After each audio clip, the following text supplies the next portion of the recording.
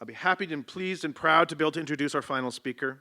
Koren Lightning, Bluebird Thunder Woman, is Cree from the Samson Cree Nation. She's recently been designated King's Counsel, and she's the legal director of Wahkohtowin Law and Governance Lodge. She's a board member of the First Nations Child and Family Caring Society, board member for the Women's Legal Education and Action Fund, LEAF, as many of you may know it, and board members for Peace Hills Insurance.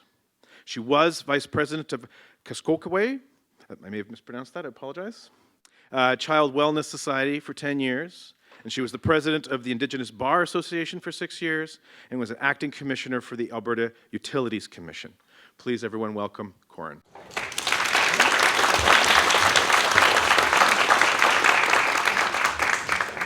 Danse, my name is Koren Lightning. Thank you for that warm introduction. I'm very pleased to be here today. So there was a possibility that I did not exist. There was a possibility that I could not be here today, whether it was in my whole life, or that I would be a lawyer, or that I would be an Indigenous female lawyer living in Alberta, being successful. There was a possibility that I would not be here at all today.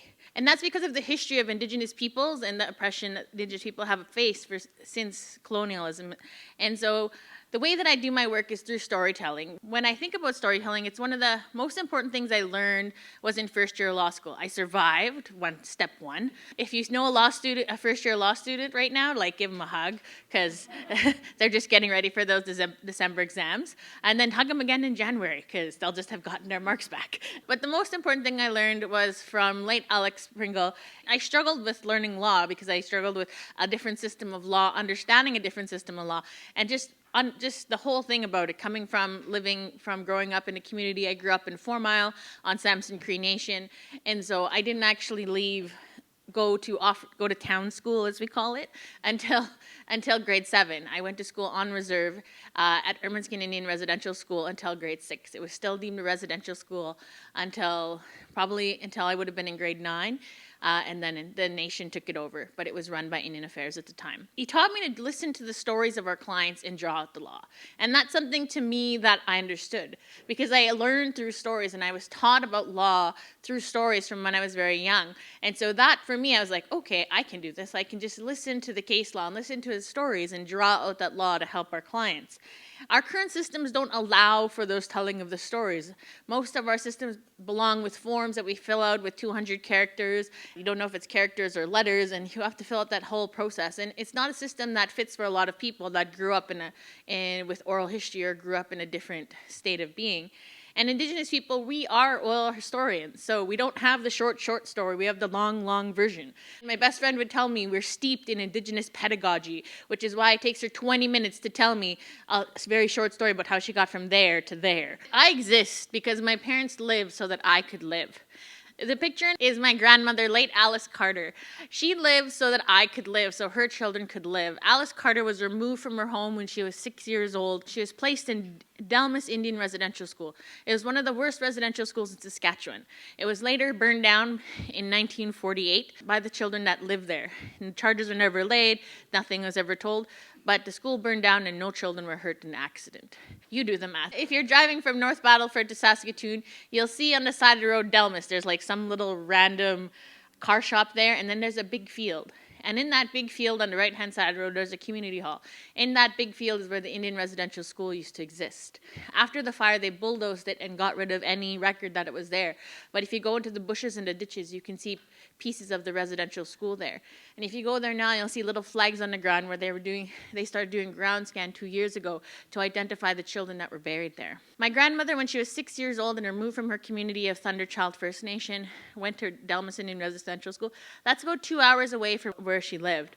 Her and her she was about 4.5, 5-year-old sister were removed from their home and put into the residential school. They don't tell you that children that young were removed. When they registered in residential school, they didn't register them as being 4 and 5. They registered them being 6 and 7, because that sounds more likely. Because on her original birth certificate is different than the date that is written down in the church notebook when she entered the school and when she left the school. She has 2 different birth dates. Eventually, she was moved to Onion Lake Residential School, and that's where she ended up meeting her husband and getting married and all those sorts of things. But while the time she was in residential school, from age 6, her mother had passed away, and at the time, the Indian agents were also the child welfare workers, they were the tax man, they were the everything. Indian agents had a lot of power back then, and so the Indian agent told her that her mother had passed away. And then they told her father that you are not able to be a parent, because how can a single man be a parent? So they said, we're going to put her up for adoption. And so they put her up for adoption, her and her other sister, and they were put up for adoption, and thankfully they were adopted by another Indigenous family from the community. But she grew up her whole life not knowing her dad. There's stories that people had said that told us that the Indian agent probably told her dad that if you try have a relationship with her, we'll move her farther. And you can see that in the books of people being put in residential schools in completely different areas. There's a lot of people from Alberta and Newfoundland and vice versa, or from the north in the south. So people being moved for various reasons. And so she grew up her whole life not knowing her dad. It wasn't until later in her life that she learned that he did remarry and he had more kids, and we've got to meet them. While she was in residential school, later on in life, her sister ended up passing away due to tuberculosis. The facts and truth surrounding her sister's death are very different from what you read in the RCMP report to what you read from what she told her family and what friends and family told us. So we're at the point we're kind of doing a little research to see what it was. But again, we know there was a lot of influence around the RCMP and Indian agents, and they had a lot of power back then. So she ended up getting married. She met her partner in school. They ended up living on Onion Lake Reserve in Saskatchewan. It's just on the border of Alberta and Saskatchewan. It's like a really silly reserve, because on this side of the reserve, if you're on the Alberta side, you had a 403 number, when Alberta used to just have one area code. And then on the other side, you had the 306 number. So if you wanted to call your friend that was on that side of the reserve, it was long distance. So sometimes the world doesn't actually make sense. If you lived on Saskatchewan side and you wanted to get divorced, your mailing address actually was on the Alberta side, so you technically followed the Alberta rules of divorce. So little loopholes here and there. But she married my grandfather and ended up living in Onion Lake Reserve, and they raised 13 children. My mother is one of them in the middle. She's there holding me, looking really cute. And then she married my stepdad at the time, but who I've taken as my dad who raised me, late Walter Lightning. And they both went to day school. He went to day school in Ermineskin, and my mom went to day school in Onion Lake Reserve. All of my mom's sisters and brothers went to some form of Indian residential school, whether it was staying overnight, or whether they lived there, or whether they were day school, or whether they went to a boarding home. And if you want to learn more about the boarding home, that's the class action suits that's currently going on right now. But my parents ensured, when they raised us, we lived on Samson Cree Nation. My dad was from Samson Cree Nation, so she moved there, had us, and that's where we began to live our life. Then I ended up going to school on reserve. At that time, we didn't know there really was a lot of choice to go to town schools. Our school, Ermineskin Indian Residential School, is one of the largest Indian residential schools. They did remove the church from the school in the early 80s, late 70s, but it still was run by Indian Affairs. So there wasn't like a whole lot of teachers in Alberta to choose from, so the teachers kind of stayed. So it was the same teachers, they just removed the church part from the other part. But it still was kind of sort of wavy in terms of the actual thing. When I was in grade 4, I remember I had a teacher, I won't say his name, because he was identified in a lot of the independent assessment processes due to abuse. I remember he took us to the church, standing in the church, and I didn't remember why I was there, because I've never been to a church, because my family raised me in very traditional Cree practices, and the only time we ever went to church was if there was somebody we knew was getting married, or if somebody we knew was having a funeral under the church. And I remember he would read us chapters from the Bible, and I didn't really understand what was there. I went home and I told my parents, and my parents the next day were at the school, and it never happened again. Because they were like, no, if we have to send you here, you told us that we weren't going to have to do this. But again, it was the same teachers from 20 years before. So I myself ended up going to town school after I was like, hey, why do I see some of my cousins going to town school? I want to go try that. So I went to town school, which is really Ponoka, which is really 15 minutes. We just call it town school. Then I ended up going there and then continued on my journey. But if it hadn't been for my grandparents and my parents continuing to thrive and live and survive and build in that resilience in us, I might not have been here today. My parents never told me there wasn't anything I could do. That was probably to their detriment and benefit in many ways. Being the oldest daughter, really pushing all the boundaries and seeing what could I get away with. And so that ensured for for myself when I raise my own children, who are in the picture looking very cute and tiny and innocent, being able to raise them in a life to give them all the things and raise them in a life of wealth and privilege, not in terms of that. When I think of wealth and privilege, I think of buying other cheese other than marble cheese. I grew up in a world where I didn't know there was like other meats other than bologna. I didn't know there was like other cheese other than marble. Like I thought marble was a fancy cheese. But raising my children in a way that they also had choice, in the way that my parents ensured that I had choice and was raised to have the confidence to have that choice. So my children are the first children in my generation to not go to a residential school of any type, to go to a school that they got to choose to. I still sent them to school on reserve. They went to Head Start, where they were taught in Cree, where they went to daycare on reserve, where they were in daycare with gookums, with grandmothers raising them, who still get to see them today. They went to kindergarten, and then eventually they too went to town school when we thought it was appropriate. But we made all of those choices for ourselves. They constantly remember, and we teach them about where they are and where they come from. So all of my parents and grandparents all went to some sort of residential school. My adopted grandfather was late Louis Sunchild. He's into Treaty 6. He didn't first sign on to Treaty 6 in the beginning because he didn't think it was something that he wanted to do for his community. But later on, he ended up signing adhesion because they needed more than they could give to their people, such as medicine and food and rations and those sort of things. But he did sign it on.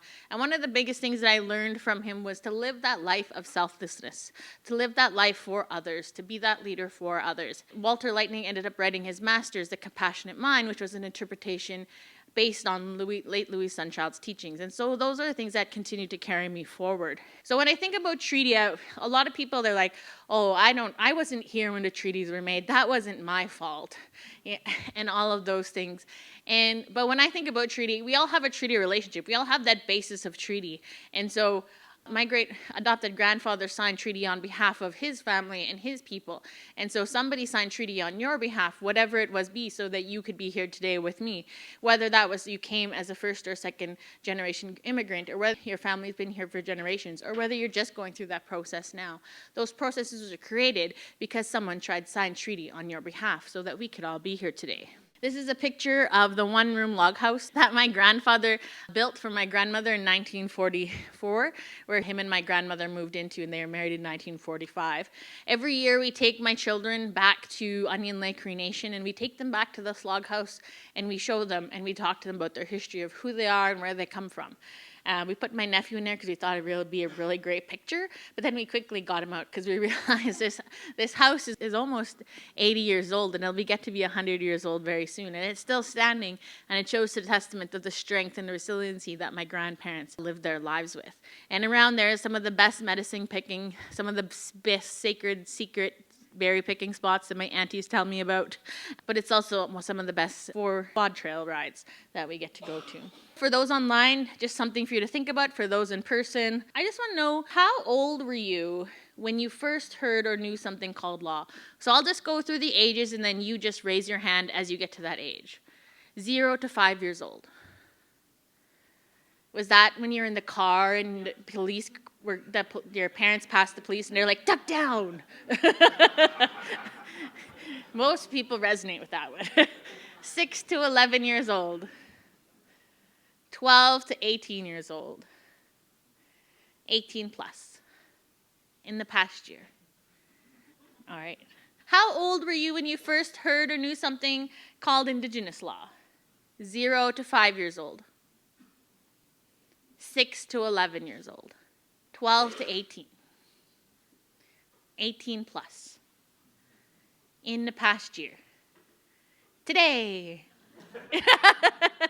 So life as a lawyer, as an Indigenous lawyer, is a little different. It's a little bit different. Again, I went to law school. I went to school with people whose parents were lawyers, doctors, and uncles and aunts were lawyers, and I came from a community where we had law, but we also had Western law. I always say, as a Cree person who grew up in Cree territory and raised by my family, I follow two sets of law every day. I follow Western Canadian law because I don't want to go to jail, and I need to be a lawyer to practice to help people. But I also follow Cree law because that's how I was raised, and those are the things that I wake up and when I go to bed, and how I take care of myself, my children, my animals, and how I conduct my life. And so I'm always going those two laws. And sometimes those laws can clash. And coming into law is very different. Again, law school, they have lots of wine and cheeses. Blew my mind that there was more cheese. When I would be like, oh yeah, I'm just gonna go have bannock sandwiches, people would look at me like I was crazy. The only ones that got me were my Newfie friends. It was very, very different because on weekends I would go home and go to ceremony. And I lived in the north side in a 5-bedroom townhouse with 4 other people because I lived there with my husband, with my dog and my cat and my sister and my other sister and my cousin who were all going to university because that's how we take care of each other. My house is never quiet except now I'm going in that empty nest stage. So it's just me and my dog and my cat, and I'm like, I don't know how to do this by myself. Quiet. So I am always like finding excuses from my family to come over. But coming into law was different. It was a little bit different because of where I grew up. When I talk about knowing Indigenous law and when did we first learn about it, I learned about how to care for the earth and how to not be greedy by being taught about stories of Wahkohtowin. I didn't know that the rest of the world wasn't being taught those stories. I thought everybody knew those things. I thought the way that I lived my life, everybody else did, because I grew up in a way I didn't think that I was different. When I went to town school, I was very shocked that nobody else did the same things that we did. I was very shocked when I went to my first non-Indigenous funeral because I was like, that's how they do them. Okay. And it's very different based on the way that I grew up. So we used to call it, I'm like, going to the aliens because it was literally sometimes like a whole different world. I remember when I first learned one of the things where my law kind of clashed and where I kind of started to realize that there was this wavy line and that having to understand and interpret things differently. I remember when I was really small, I wanted to become an astronaut. And I was like always like looking at the moon and I wanted to go to astronaut. And my parents, they had like 5 other kids. So I was the oldest and I was the most probably drove them bonkers. And so I remember saying like, I'm going to go to the moon. I'm going to be an astronaut. And I remember my mom just telling me, no, you can't be an astronaut. You can't go to the moon. And I was like, why? And she's like, because. And that was a lot of the response I got. They're like, because, go do something. And I'm like, okay. And so I grew up thinking, because at that time I knew that there was things we weren't allowed to do as an Indigenous people that were in the Indian Act. We weren't allowed to leave the reserve. We weren't allowed to do certain things. My grandfather was only allowed to sell his cows and his wheat for a certain amount of money into certain people, depending on what the Indian agent said. We weren't allowed to go to certain schools. So I assumed that the Indian Act said I couldn't be an astronaut. So I was like, wow, we're going to have a conversation. And so I grew up thinking that my whole life. And then eventually I was like, let's talk about this. And then I found out it's not an Indian Act. And then I talked to my dad about it. And he's like, no, it's not an Indian Act. And he's like, but I wouldn't put it past him. But he said it's about that Creator wants us to live here. Creator put us on earth. Just as when he put Wahkohtowin on the earth to rebuild it, he put us on this earth. If he wanted us to be on the moon, he would put us on the moon. We're not moon people. We're not sky people. We're here on earth, and we're here to take care of this land. And I was like, oh, okay. That would have really helped when I was 5. But oh well, here we are. And so I tell my children that same story, but I give them the context. And my parents like hate it when I tell that story. They're like, stop selling that story. I'm like, but it's true and funny. How do we like move forward if we're not making fun of our trauma? And I did take my kids to like the Kennedy Space Science Center. And I was like, here's all the things, but you can't go there. But here's why. When I was first year law school, I had to take this course, property law. It's like where you learn about if your fence is too high or you can't have your fence encroach, if you have an apple tree and your apples fall on the other side and you annoy your neighbor, or you have a sign and it's abrupting the sun from your neighbor, like all of these weird property things. And I remember thinking it's so cute that they just made up all these property cases of these old people from England to tell us about property law. My friend's like, why do you think this is fake? I was like, I don't know. She's like, these are real cases, Koren. I'm like, oh, all right. We're going to have some issues here. She's like, why do you think it's not real? I'm like, I grew up on the reserve. We didn't have fences. The laws around if someone has a really good berry bush, we all get that. Even the Hutterites know that. If I walk into my Gookum's house or my auntie's house, they're required to feed me and take care of me and then send me home before the sun goes down. And I said, we have different law. We don't have individual laws around property. I grew up in an idea of community and property. We had a fence, but it was usually just to keep the animals in, but it wasn't in terms of that's yours, this is mine. And so they're like, oh. So again, it was my version of what I understood about property law from a Cree view, and then their version of what they understood law from a Western view. And so I was like, okay, so how do we make these work? So eventually I did pass property law, and I'm here today. But I ended up going and taking advanced property law with Bruce Siff, and really challenging and having conversations about property and Indigenous property, like when we see ceremonial artifacts being pawned in pawn shops. Yes, the pawn shop owner is right under bailment and property law. He can take those. But under our law, we're not allowed to exchange those for money. So sometimes we see places where they're selling medicines and people want money. I'm like, I can't do that for you.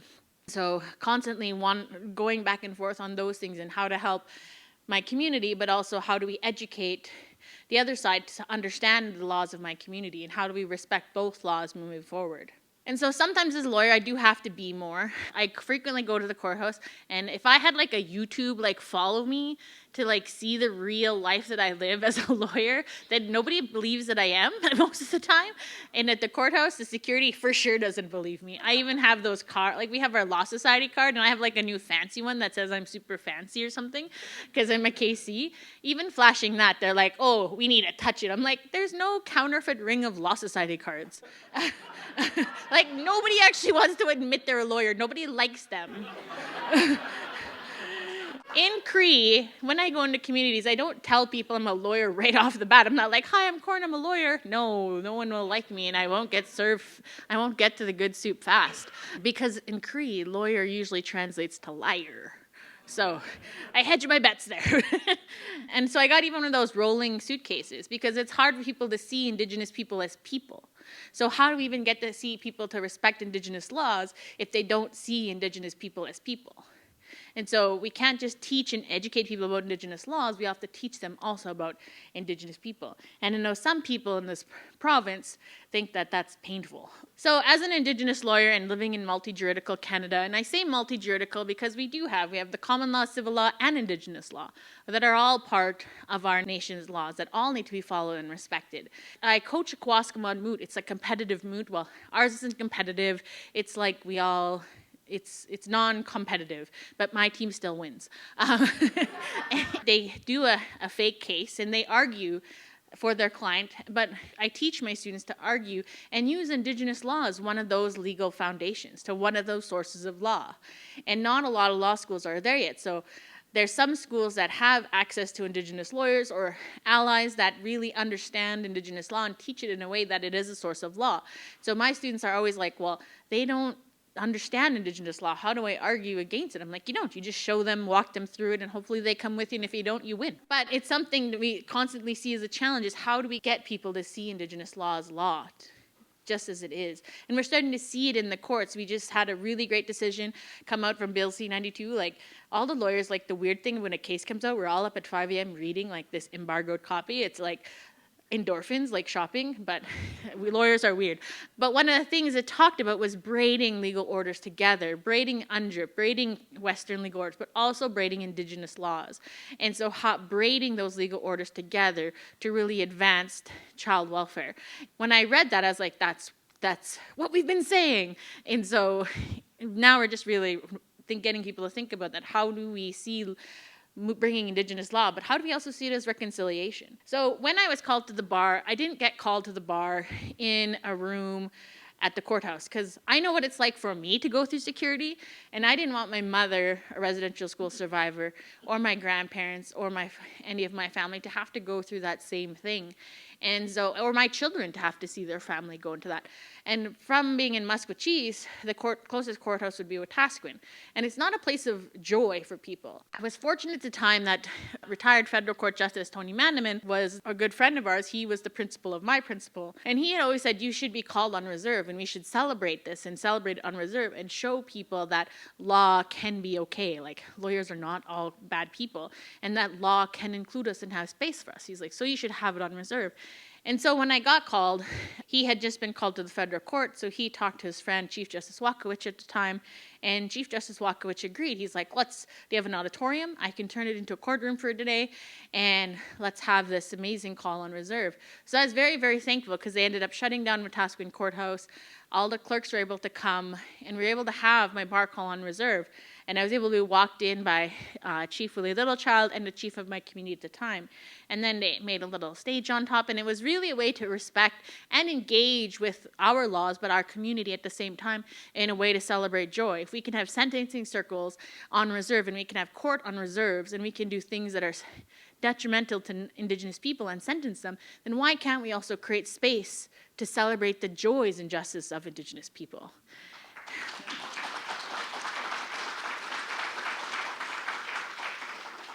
And so one of the other things that happened was I had to get, this was before you could have swearing on an eagle feather. This was before that was even a thought. And so I remember the court clerk came up to me and she's like, okay, Miss Lightning, we're ready to do your swearing in. We're going to swear you in. You're going to swear in the Bible. I was like, hold up. That's not my thing. I said, I know some people believe in it, but that's just not my conduit to Creator. And she's like, oh, well, you can just affirm. I'm like, no, I want to swear. Like, I do believe in a higher power. I said, that's just not my vessel, let's say. She's like, oh, well, what do we do? I said, well, how about you can hold the Bible, and I will hold on top of the Bible a sweetgrass and an eagle feather, and I will hold that, and I will swear to that. But the rest of the world will see that the Bible is also there to say that I swore on the Bible. But I want to be able to honor my own history. And she's like, okay, let's do that. It was a 5-second thing, took a 5-second conversation for her to respect and engage and to be able to support me, and away we did it. And now you can swear it on an eagle feather.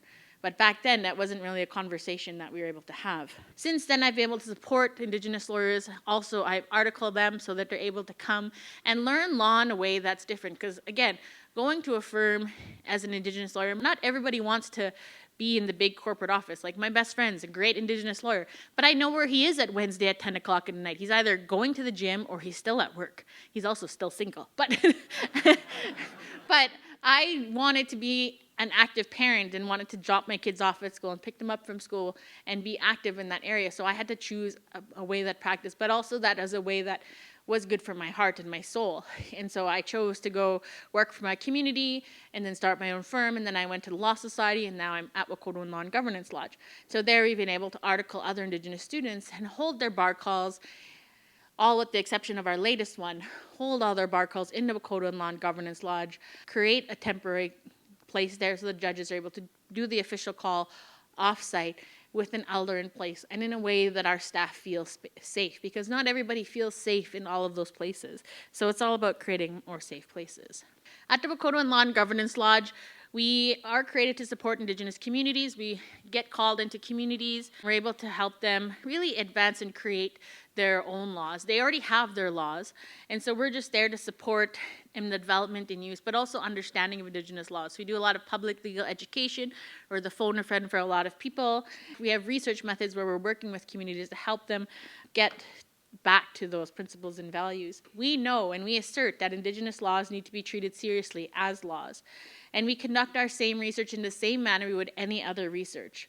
Indigenous laws are just one aspect of Indigenous communities. Revitalization of Indigenous laws is important for healthy communities and moving communities forward, and reconciliation. There's a difference between Aboriginal law and Indigenous law. Aboriginal law is that judge-made law where it's like those court cases like Delgamuukw, where it's the Crown versus Beaver Cree First Nation, the Crown versus Samson Cree Nation, the Queen versus, it's all of those cases where it's Western Canadian law on Indigenous people. And so that's Aboriginal, and there's a place and space for it, and where it's not going to something that's going to go away. Whereas Indigenous law is rooted in the society. It's that deeper legal principles of why I can't go to the moon.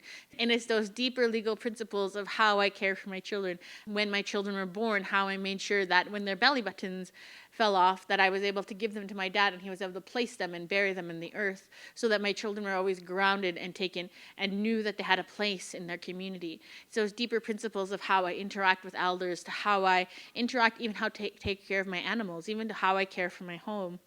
And it's those principles and values that we have to get down to. And those Indigenous legal orders. Indigenous societies had laws. I was once asked, well, what did you guys do like before we came here? Like, how did you interact with other nations? And I'm like, well, we didn't just run around amok. We had ways of order and legal societies. We had whole societies of people. We had ways of knowing. We had ways of diplomacy, interacting with other people. We had laws of how to marry someone, what to happen when death happened. We had laws of caring for other people, how we cared for our children. And they're like, oh, I'm like, yeah, so we did stuff. Indigenous law doesn't have to look like Western law, but also Western law looks like itself in its own thing. If we look at other nations and other laws around the world, they all look very different. Indigenous laws is not just Aboriginal law, it's not just restorative justice, because that restorative justice, there's a place and we need them and all of those things, but that's still colonial law deciding what the law is on Indigenous person. Indigenous laws can be ancient, they can be deeply rooted, they can source in the sacred, the earth, they can be recent, they can be treaties, they can be agreements, they can be bylaws, they can have elements of both Indigenous legal traditions and Western Canadian law, depending on where people are. When we think about Indigenous laws, Dr. Hadley Frieden, who I work with, she's our academic director, her and Val Napoleon wrote this paper called Roots to Renaissance. I always try to get everybody to read it, but it talks about how Indigenous laws were suppressed. So we think about 1,000 years ago when people were thriving and we had those social legal orders.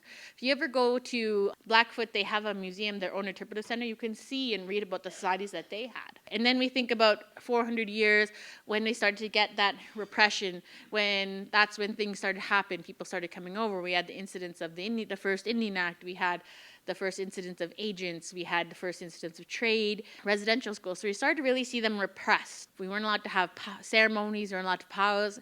The only way ceremonies survived was by us doing them in secret, making sure that our sun dances and our sweats were far enough that the Indian agent couldn't get with his car, making sure they were far enough away that somebody can see them. I heard of people doing the potlatch and they were banned from doing the potlatch, so they'd be like, okay, we're not doing the potlatch, but they still had to practice those principles and values, so they would just put all of their stuff they would give away in the potlatch on their front lawn and be like, it's just there.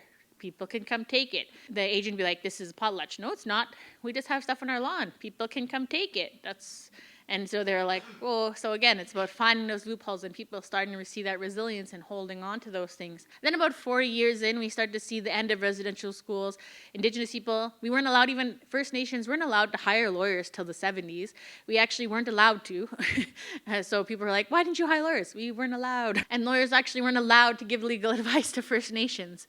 And so it wasn't until the 70s that you seen Indigenous people go to school and get degrees. If they did go to school, they usually were Métis, or they didn't tell people they were First Nations, because if they did, they would get if they were status Indian, they get their status revoked. So we started to see that sort of that revitalization and coming back and that recovery and moving forward and laws changing. Then about 10, 15 years ago, then we started to see people having conversations. If I told people we need to change the Constitution to include Indigenous laws, back then, if we even just said Indigenous laws as laws 15 years ago, people would be like, I don't know, that's a little weird. But now we're in rooms having conversations with people about how to implement and engage with them. So I started to just think about where we were and how long it took us to get here. And the hard work of law is never done. Indigenous laws are always changing and adapting. Sometimes we see Western Canadian laws like a brick wall. It's like, here's the line, don't stop. If you pass the line, you get a fine or you go to jail. And Indigenous laws, I see them as a river in terms of that they're always flowing and adapting to depending how the river is never the same. And so Indigenous laws are just as that, and they can be uplifting and positive. I was never made to feel bad when I did certain things, but I was learned to kind of ask them more and go back to those principles and values. And lots of that John Burroughs talks about. Indigenous laws in a TRC. So in a Truth and Reconciliation final report, Aboriginal people must be able to recover, learn, and practice their own distinct legal traditions. And we say distinct because they're very different. I once had somebody come into my community and he's like, oh, yeah, I went to that community, that Mohawk community, and I went and it was like somebody that worked for Indian Affairs. I don't know what their name is now. They change it all the time. And they said, yeah, I went and I met with all the men over there and got them to all agree. I'm like, oh, that's great. Did you know that they are a matrilineal community? And it's the women that decide in that community. And he was like, oh. And I was like, it's not all, we're very distinct and have very distinct legal traditions. Sometimes you'll see in Cree community, women don't hold the drum, the big drum. We're not allowed to go. I was taught that's not mine. But in other communities, like in the coast, they have the drum and women have the drum. So it's very different teaching, they're very distinct to each community. And establishing respectful relations, that does require the revitalization of Indigenous laws. they're starting to have these conversations. They had the conversations in the court before they even knew it. When we look at some of the old cases, but we start to see it having these conversations. I always think about what would it be like if we decided Delgamuukw now versus when we decided then. What would it look like now with a different set of judges in terms of how they know a little bit more about Indigenous laws? But we're starting to see it happen. They're affirming it. They're talking about it. They understand it. They know it's there. It's a thing. Indigenous laws in Canada, it's about Indigenous communities exercising jurisdiction, visibilizing, formalizing, developing laws as nations, and engaging laws as part of Canadian law. What we do is, so we also teach and engage. So how do you teach and engage about Indigenous law? We have a course, it's called the Wahkohtowin course, where we take law students and we drop them off in reserve and we say, survive. No, just kidding. Weird, we have a wait list. No.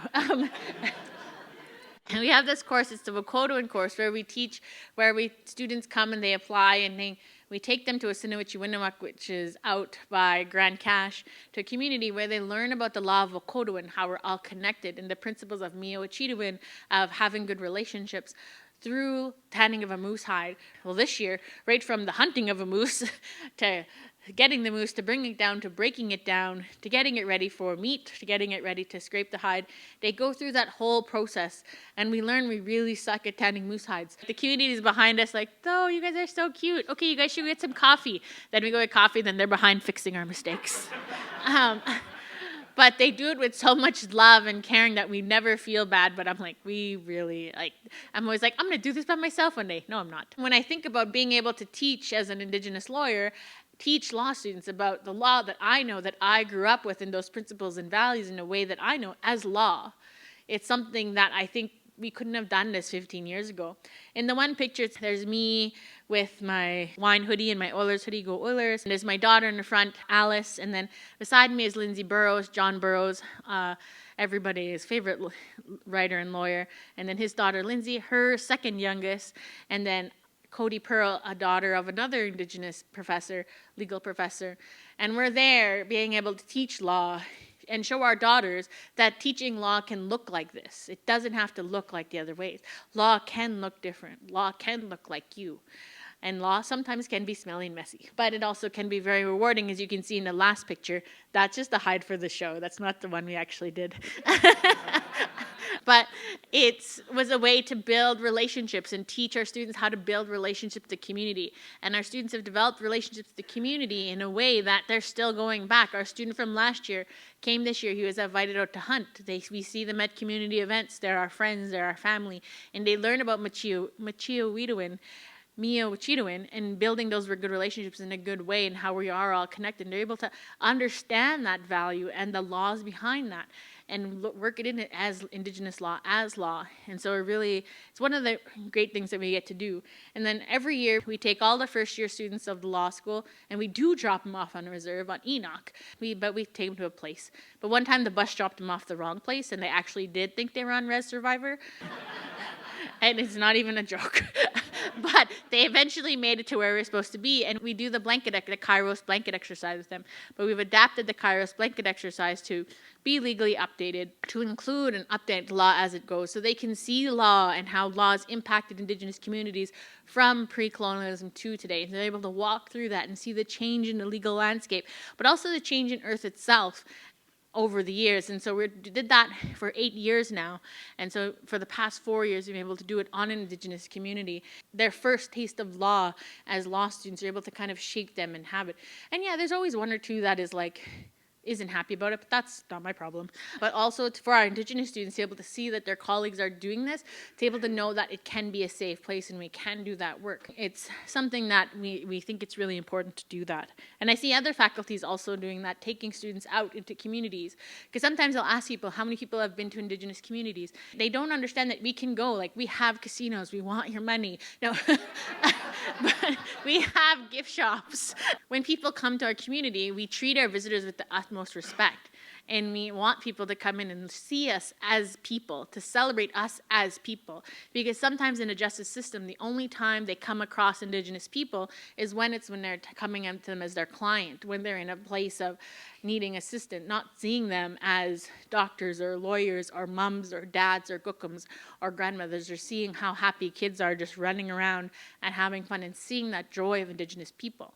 And so we do want people to come, so I do always encourage people to come.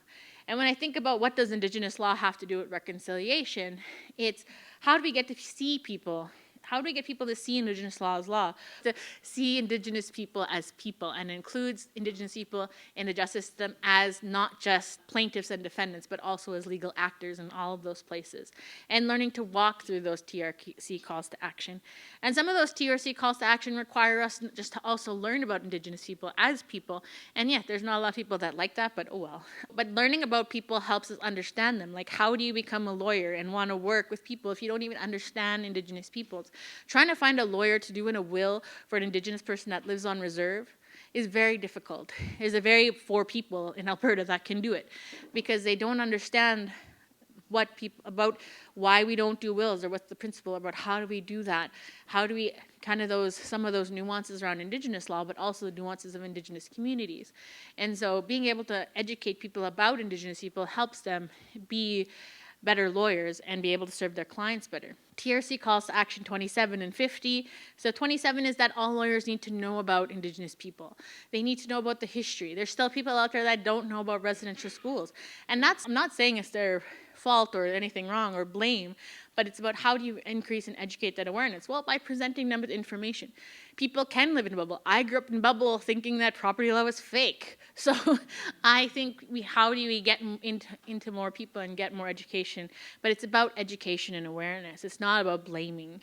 Having cultural competency is about having the knowledge about learning about more people and learning about what they do. I don't think you can be culturally competent today. You're not going to work out here a certificate that says you're culturally competent. But I'm hoping that you'll have a journey. If you're already on that journey, then you're continuing, or you'll just have a beginning. But really just to inspire people to learn more about Indigenous peoples and Indigenous laws.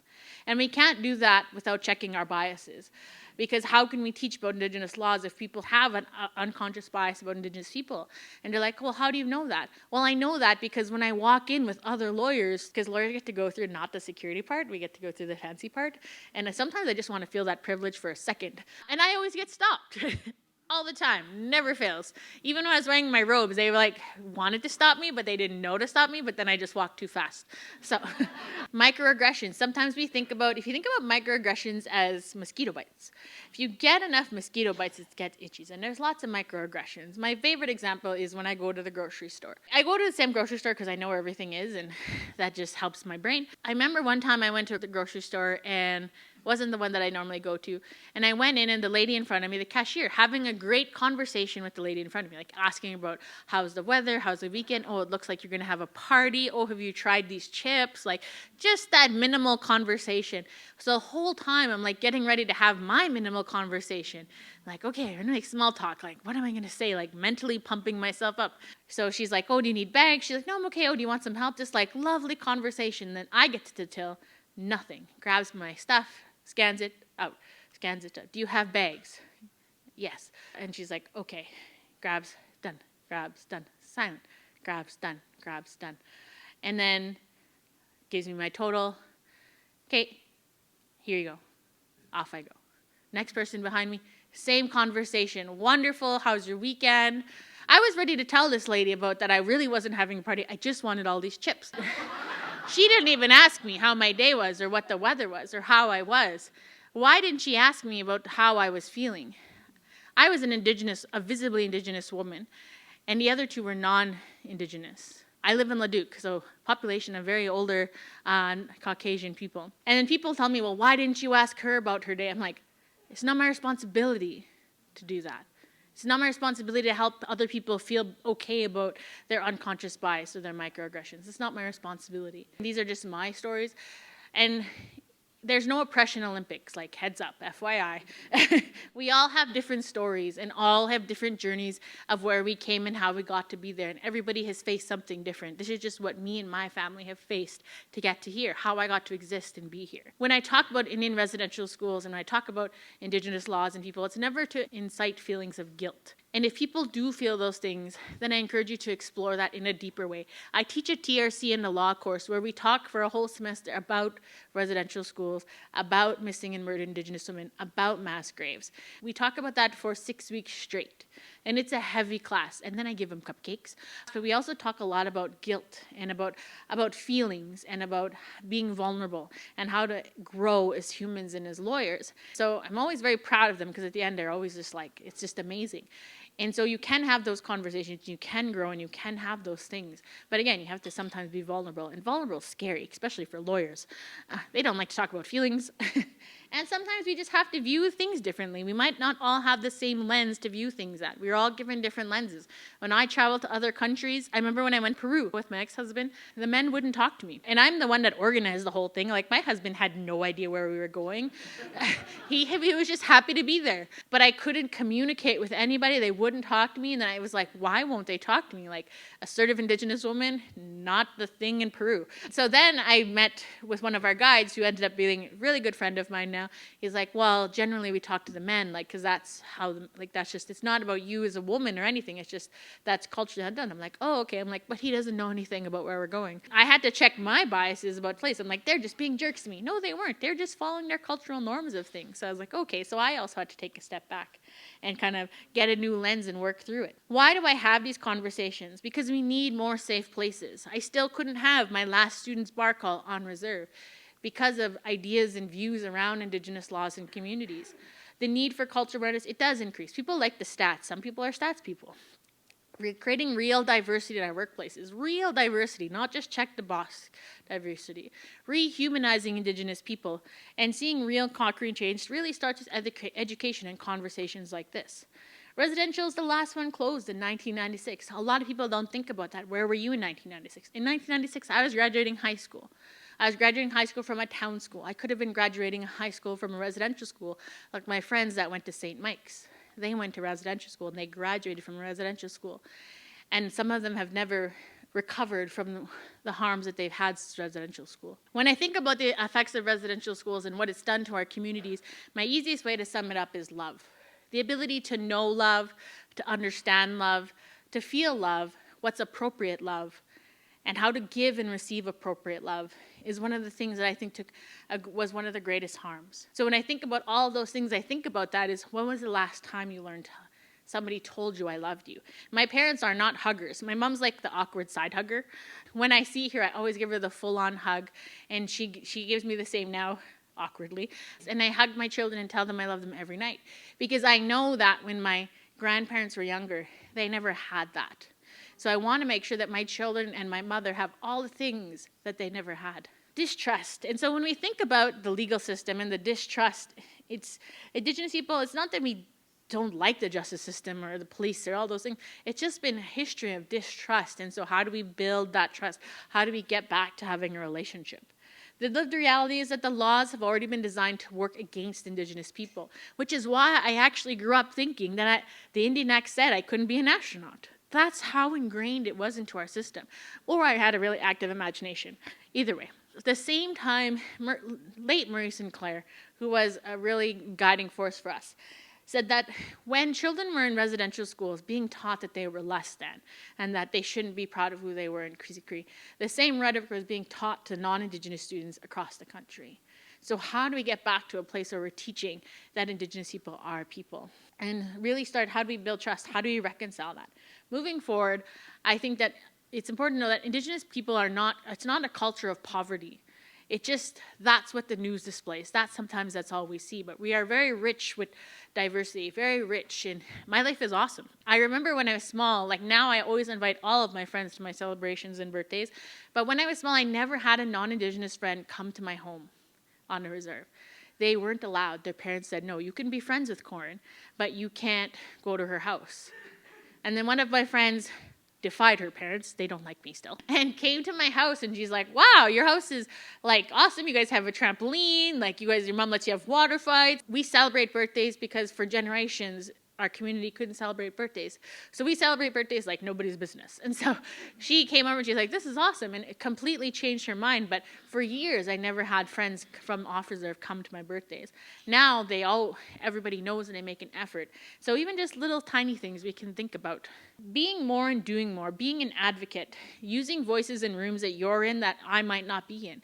That was one of my greatest things. Is one of my mentors would say, there's rooms that we're not in or going to be invited in. I'm not going to be invited in all the rooms. But how do I make friends with people in those rooms and help, and they can speak on my behalf, or they can make sure that space is created so that I can be invited in one day. And that's one of the tools that I use. I'm always like, I'll infiltrate them, get them on my team, and then we'll get more people on my team, and I'll get t-shirts. So I kind of think about what can we do differently? What voice do you have that others do not? What rooms are you in that I'm not? I once went to a child welfare meeting where they're talking about child welfare, and they're like, talking about how they're going to fix it for Indigenous people and they're going to save us all and Indigenous children. I was invited to come speak on something, and I was listening for a while. I'm just like, I say what I say. I said, so you guys are in here talking about Indigenous people and about Indigenous children and all these things, but yet you're having these conversations and I'm the only Indigenous person in here. Tell me what the problem is. And they immediately were like, stop, took a step back. I'm like, you have to have relationships with us in order to help. It's not about helping us, it's about working together towards a shared vision. I said, you need to have those conversations with the people that you're trying to help. And I said, you can't just have those conversations about us without us. That's been done for centuries, and heads up, it didn't work. Are we going to be active or bystanders? What do we teach in our classes or in our spaces? How do we align our classes to work with allyship? In Augustana, I get asked every year to go speak in this first year class where they just talk about protests. It's kind of awesome. Kim Messfield teaches it, but it's talk about how to social change, and it's like my favorite talk to go do because I get to talk about I don't know more. But it's like teaching people that it's okay to speak up, that it's okay to be active, but also here's the tools to do it. Not dismissing opportunities or people. Law school can re-traumatize Indigenous people. Sitting in first year criminal law was probably the most harmful things that I've ever done because I'm learning about things that happen to Indigenous people. And now we have cases like Barton where my students have to sit and listen to cases about Indigenous women being murdered. And sometimes that teacher may have been their defense counsel. And so thinking about how do we making sure that all spaces are safe for Indigenous people. If it wasn't for people like Lady Alex Pringle, seeing that I was trauma, deer in headlights, needed help, how do I get through this, and assisting me with that, I wouldn't have made it through first year law class. But understanding that some of the classes, some of the things that we teach in places that we have are re-traumatizing for Indigenous people. Ally versus accomplice. A lot of people, I'm an ally, I'm here for you. And then an accomplice is someone says, I'm here with you. And so I think about that all the time when people want to do the help. And so we want to do the help, and it's not about I don't want people to feel sorry for Indigenous people. I don't want people to feel sorry for me. My life is great, but it's about feeling empathy for people, because empathy is what creates change, because it makes that inside, makes you want to create that change, which is something I really see that does make a difference. I think it's more than just putting the money in the box, but it's putting the money in the box and taking the box to the place and getting other people and being active in that and being here with them. Reconciliation and emotional wellness. I'm not a Wikipedia. Google is your friend. And so sometimes when I say if people want to do that work, is do a little bit of the work. When COVID happened, our whole world went online. So there's so much resources online. Take a look and see what's online. Don't always ask the Indigenous person in the room to do the work, because there's other people that can ask. I always think, what if I invoiced you as a lawyer for the emotional labor? But just thinking about that when we're in spaces, not just going to the one person of that ethnicity to answer that ethnic question, or that person of gender to ask that gendered question. Because of what it does, they're there as a whole person. They're not there as your research tool. Creating change is not just our day job. When I think about the truth and reconciliation calls to action, it's not just about our day jobs. It has to be from our day to our home. And if it's not in those things, then we're not actually creating change. I met a friend, I did the Governor General's Leadership Conference, and he was like, I'm going to be that person. I'm like, what person? You're already pretty crazy as it is. But he's like, well, I'm going to be that person at Thanksgiving or Christmas that talks about, he's from rural Saskatchewan, that talks to my family about residential schools and the history of Indigenous people. And he's like, I'm going to be that person. I'm like, you're probably going to get kicked out of dinner. He's like, I probably am. But he's like, I'm going to be that person that in the spaces where I can, I'm going to educate people and make them aware of what's going on. I'm going to be that person. I said, and so he still is that person. He's very much an advocate in a lot of ways. And I feel better knowing that in the places that he goes in, that he's there and he knows and he's able to educate and give people resources. And he took it from his day job, but he also does it in his family life. To honor our legal traditions and have those courageous conversations. Sometimes it's just a courageous conversation asking me to come speak. They're like, who do we get? Koren's here, let's ask her. And I'm like, and I'll just show up most places and be like, here I am, hope you like it. If not, that's okay, I'm good. But it's how do you just have those courageous conversations, saying someone, hey, did you know this? Or hey, did you know this? Just like our friends that are sitting out there at the tables and booths, they want to have a courageous conversation with you to tell you about what they're working on and what their vision is for their programs and goals. So these are just some resources. The Advocate Society, Reconciliation Canada, Indigenous Canada. We have the free course at U of A. If you pay $60, you get a certificate. The Indigenous Bar Association, the National Center for Truth and Reconciliation. I was once asked how long, and it was like in a very professional interview for a high-level job I obviously didn't get. They said, how long is this reconciliation thing going to take? And I was like, awesomely awkward question.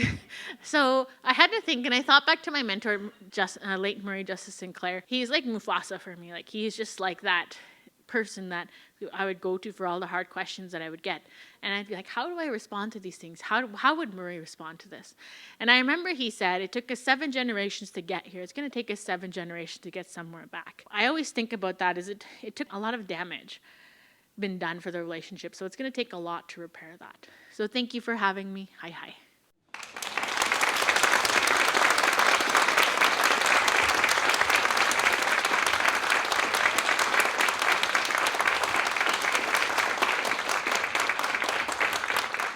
Thank you so much for that. Both entertaining, informative, and just very connected and grounded. So thank you so much. You've mentioned that you do a lot of work with judges in the system to try and educate them about Indigenous laws. Can you maybe share a little bit about what that experience is like and how some of them are more receptive and maybe some less so? So when we think about legal education in Canada, or just Alberta specifically, there's not been a lot of legal education on Indigenous people. Like, it's only been 8 years since they've been required just to take, do this, and all students are required, but a lot of people's opportunity to education about Indigenous people or Indigenous law is non-existent.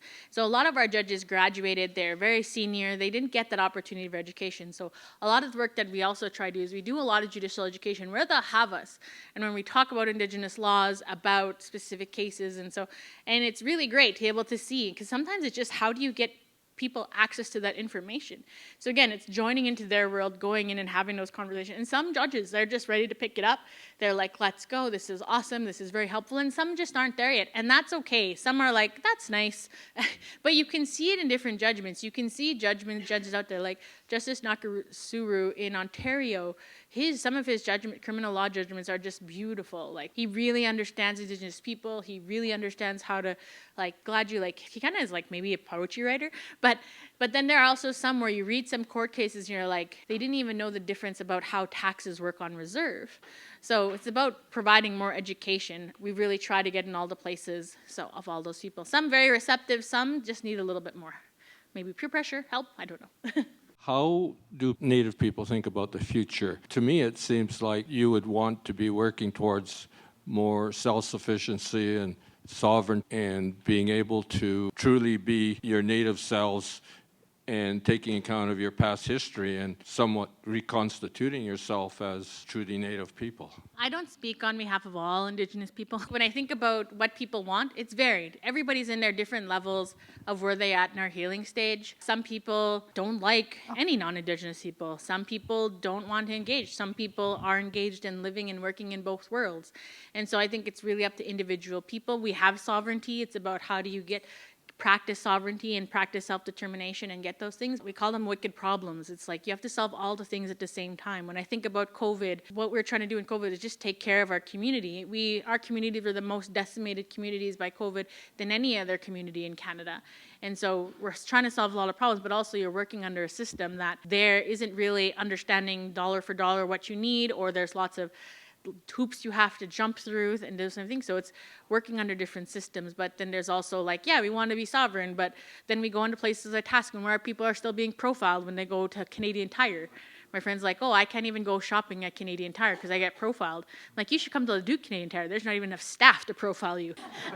It's not an easy question. And I think there's a lot of things like, yeah, we want to do all these things, but then I can't even find an accountant that knows how to do taxes for lawyers on reserve. It's kind of like, how do we go this way with everybody kind of moving in the same direction or getting on the same train to ensure that all those things can be actualized? But we just don't live in the perfect world there yet.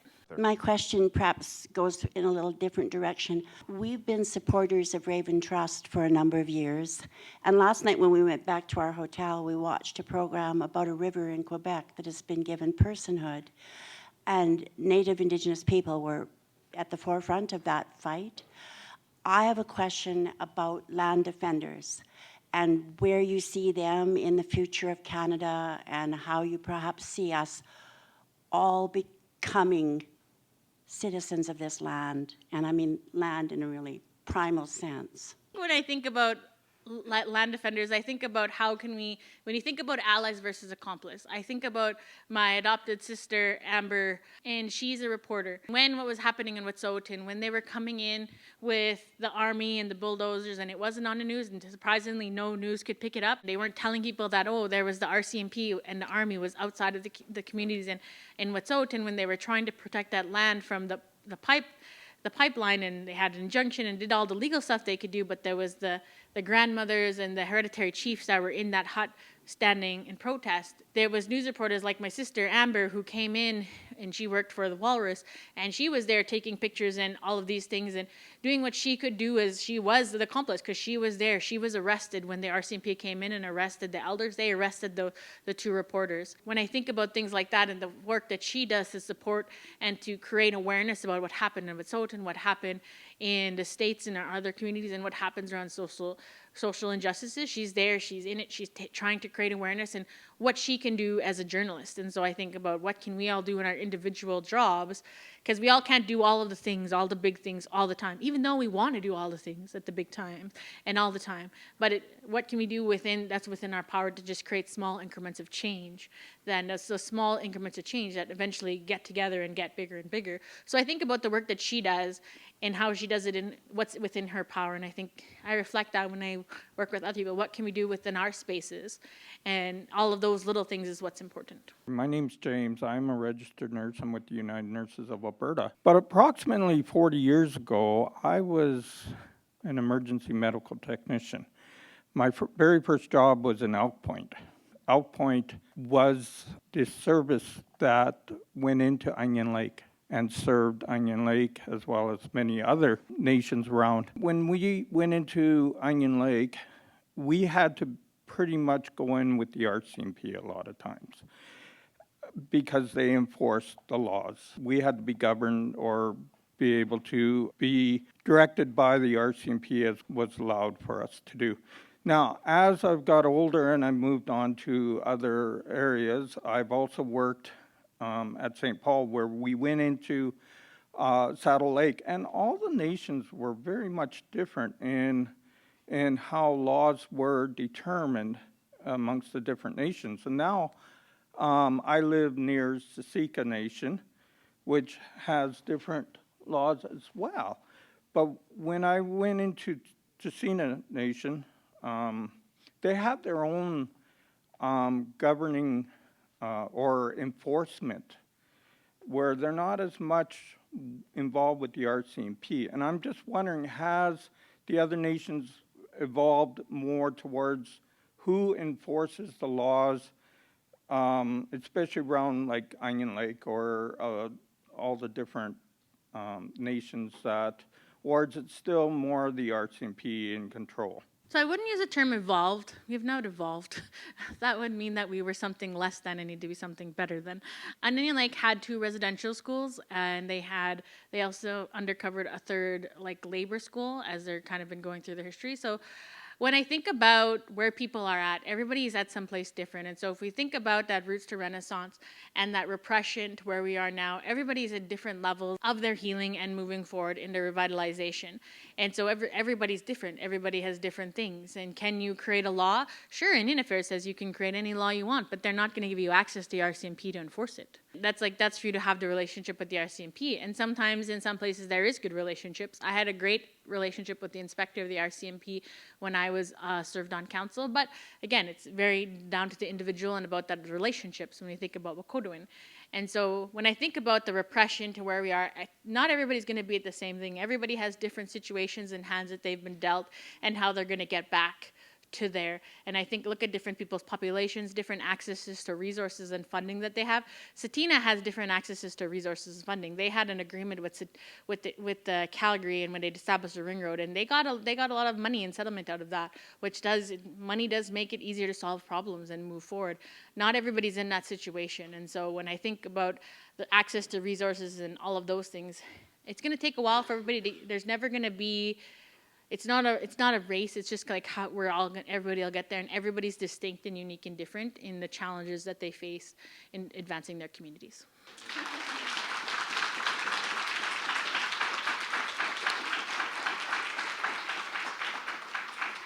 Thank you so much. And thank you to all of you for your attendance, both online and in person, these last 3 days. All I'll say to you as parting words is take the knowledge, the hope, the vision, the purpose that you have gotten in the last 3 days and go help build that road to a better world. Thank you. Have a good rest of your weekend.